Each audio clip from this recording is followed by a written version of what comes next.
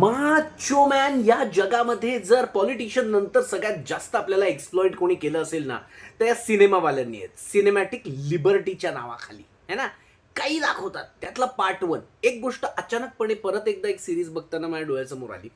ती म्हणजेच हॉस्पिटलमध्ये लोकांना घुसू द्यायला, म्हणजे काही व्हिजिटिंग अवर्स वगैरे काही नसतात. बिनधास्त या सिरीज पिक्चरमध्ये ना घुसताना दिसतात आपल्याला. म्हणजे इथे जनरल वॉर्डमध्ये आपल्या आईबाप असतील तर भेटायला 2 वेळेला कोणीतरी टोकेल आपल्याला. ही लोक डायरेक्टली आयसीयू मध्ये घुसून जातात. हा, एक तर हे जे गुंडवाले लोक असतात, जे डॉक्टरच्या वेशामध्ये तिथे जात असतात, एक तर त्यांच्याकडे बघून त्यांच्या घरचे त्यांच्यावर विश्वास ठेवणार नाही असे थोबडे असतात त्यांचे. यांना कोणी हॉस्पिटलमध्ये विचारत नाही का, भाऊ आला कुठून आहे तू, आयसीयूत कुठं चालला नाना?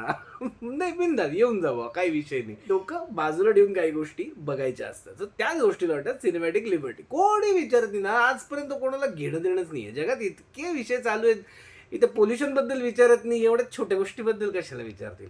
अजून अशा भरपूरशा गोष्टी घेऊन येणार आहे. तुम्हाला काय ऑब्झर्व होतं? कमेंट करा. चाओ.